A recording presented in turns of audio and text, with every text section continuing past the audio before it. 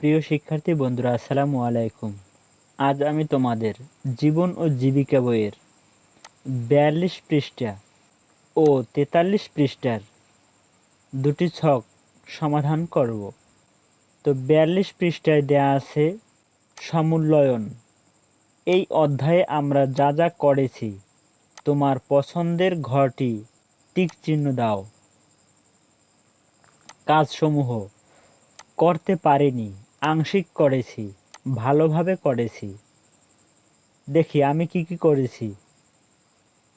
এলাকার মানুষের বিভিন্ন পেশার তালিকা তৈরি, ভালোভাবে করেছি। সাক্ষাৎকার বা আলোচনার মাধ্যমে এলাকার বিভিন্ন পেশাজীবীর সাথে অভিজ্ঞতা বিনিময়, আংশিক করেছি। সময়ের সাথে পেশা পরিবর্তনের ধারা পর্যবেক্ষণ, ভালোভাবে করেছি। প্রতিষ্ঠিত বিভিন্ন পেশাজীবীর কেস স্টাডি পর্যবেক্ষণ, আংশিক করেছি।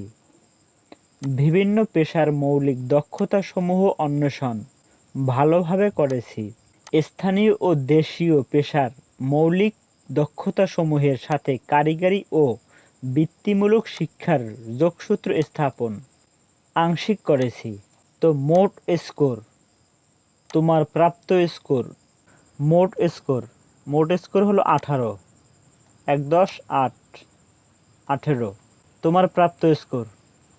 হিসাব করে নেবে। যেমন এখানে আছে আংশিক করেছি মান হলো 2, আর ভালোভাবে করেছি মান হলো 3। তো আমি আংশিক করেছি 1টি, 2টি, 3টি, তাই 3-এর সাথে 2 গুণ দিলে হয় 6টি। আর এখানে আমি ভালোভাবে করেছি, এর মান হলো 3, তো এখানে আমি করেছি 1টি, 2টি, 3টি, তা 3-এর সাথে 3 গুণ দিলে হয় 9। তা আমরা যদি এই দুটি যোগ করি তাইলে আমার মোট হবে 15। আমার মোট স্কোর হলো কত?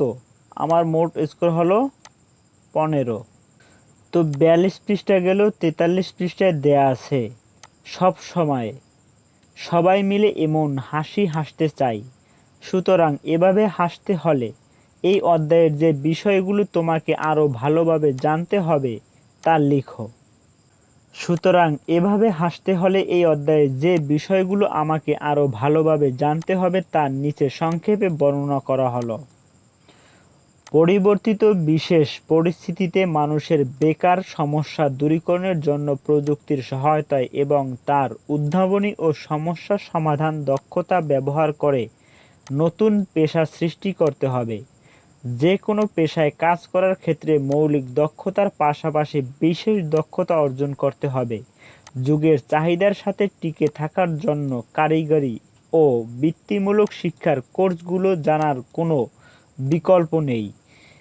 সর্বোপরি ছোট বড়, দেশি বিদেশি প্রত্যেক পেশাকে সমান দৃষ্টিতে দেখতে হবে এবং এসব পেশায় জড়িত পেশাজীবীদের যথাযথ সম্মান করতে হবে।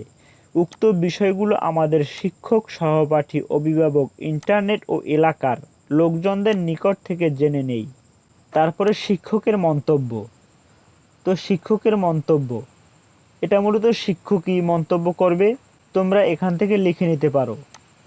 পেশার তালিকা প্রস্তুতিকরণ, পেশা পরিবর্তনের ধারা পর্যবেক্ষণ এবং পেশার মৌলিক দক্ষতাসমূহ অন্বেষণের দায়িত্ব পালনে সচেষ্ট ছিল। বিভিন্ন পেশাজীবীর সাথে অভিজ্ঞতা বিনিময়ে এবং কেস স্টাডি পর্যবেক্ষণে জনগণের সম্পৃক্ততা বাড়াতে তাগিদ দিবে। এছাড়া পরিচিত পেশার মৌলিক দক্ষতাসমূহের সাথে কারিগরি ও বৃত্তিমূলক শিক্ষার যোগসূত্র স্থাপনে উদ্যোগী হতে হবে। তো প্রিয় শিক্ষার্থী বন্ধুরা, আজ এতটুকুই।